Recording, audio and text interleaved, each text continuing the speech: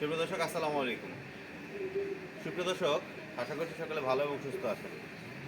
বাবলু এগ্রোর পক্ষ থেকে সকলকে স্বাগতম জানিয়ে শুরু করছি। আমি মোহাম্মদ রকিয়ান।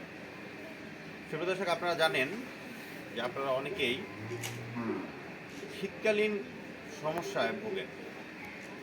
গরুর শীতে বিভিন্ন রকমের সমস্যা হয়। গরু নিয়ে অনেক ধরনের মন্তব্য থাকে যে শীতে আমরা গরুকে কীভাবে রাখলে গরু কিছুটা হলেও ভালো থাকবে। আসলে ভালো রাখা আমার একমাত্র আল্লাহ। তবে মনে রাখবেন, আমাদেরও কিছু সতর্কতা অবলম্বন করতে হবে। আজকে আমি শীতকালীন কিছু সমস্যা এবং ওই সমাধানগুলো কি করতেছি আমরা সেই সম্পর্কে আপনাদের কিছু জানাবো এবং কিছু দেখানোর চেষ্টা করব। আশা করছি সম্পূর্ণ ভিডিওটি জুড়ে আমাদের পাশেই থাকবে। এই যে আমি প্রথমেই দেখাই, আমাদের এই খামারটাতে দেখেন পুরো একবারে এই ফ্রন্ট পার্টটা আমরা খুব বেশি টাকায় না, খুব অল্প টাকার মধ্যে এটাকে কভার করছি। আমি এইটার খরচ সম্পর্কে বলি। আমার এই জিনিসটা, আপনারা অনেকে আছেন ট্রিপাল দেন, এইটা দেন, সেটা দেন, খামারে লাভ করতে পারেন না। তো যত কম খরচে খামারের কাজ আপনি সম্পন্ন করতে পারেন। এই ট্রিপালটা বানাইতে আমার মাত্র 375 টাকার মতো গেছে। অর্থাৎ আমি 4টা ট্রিপল রেডি করছি 1500 টাকা দিয়ে।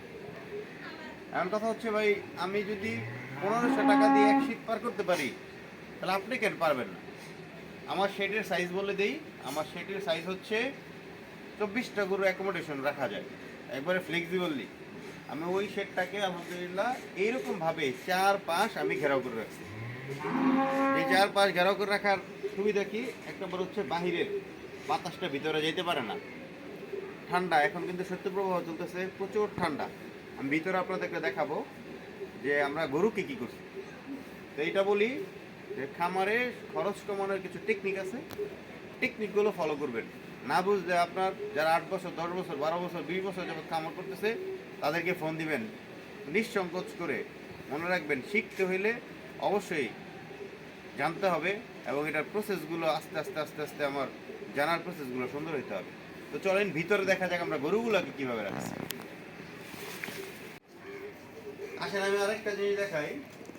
অনেকে আছেন আমার সাথে অনেক ভালো বুঝেন, তো সেই ক্ষেত্রে আমি তাদেরকে শিখাইতে পারবো না, কিন্তু যারা আমার চেয়ে কম বুঝেন তাদের জন্য একটা শিক্ষণীয় ভিডিও এটা তৈরি করতেছি। প্রথমে দেখেন, এই যে গাভিটা, ও কিন্তু পুরো প্যাকেট। আজকে সারাদিন আমি ওর ওই কম্বল খোলা হয় নাই, গত 4 দিন আগে পরানো হয়েছে, খোলা হয় নাই। কথা হচ্ছে কেন খোলেন নাই?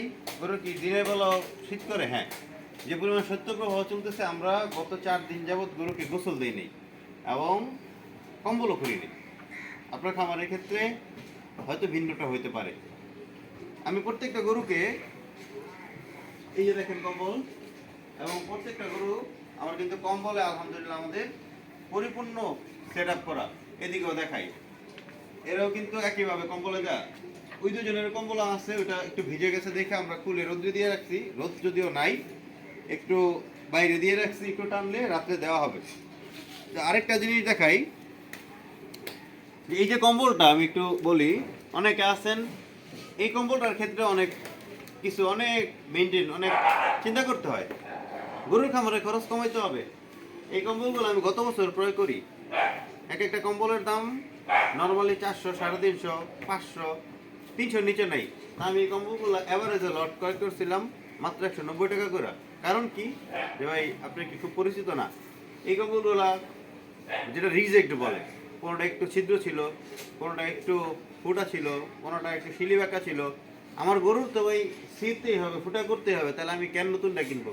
রিজেক্টগুলোই আমি নতুন, বাট রিজেক্টগুলোই আমি কিন্তু খামারে ইউজ করলাম।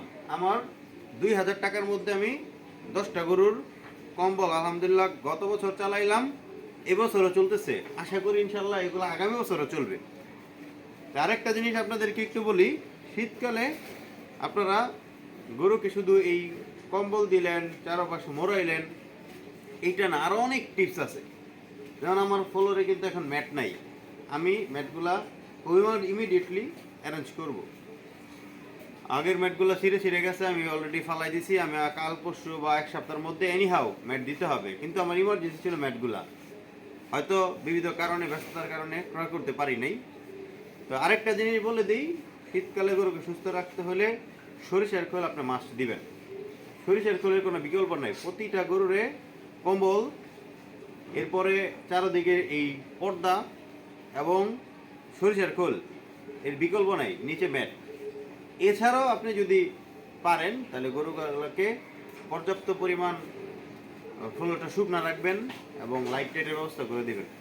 তা আশা করছি আমাদের ভিডিও আপনাদের কাছে ভালো লাগবে, এবং আপনি যদি আমাদের এই চ্যানেলের নতুন দর্শক হয়ে থাকেন তাহলে অবশ্যই আমাদের এই চ্যানেলটি সাবস্ক্রাইব করতে ভুলবেন না, এবং খামার সম্পর্কিত যাবতীয় পরামর্শের জন্য যখন মন চায় আমাদেরকে কল করতে পারেন। ভালো থাকবেন, সুস্থ থাকবেন। আসসালামু আলাইকুম, আল্লাহ হাফিজ।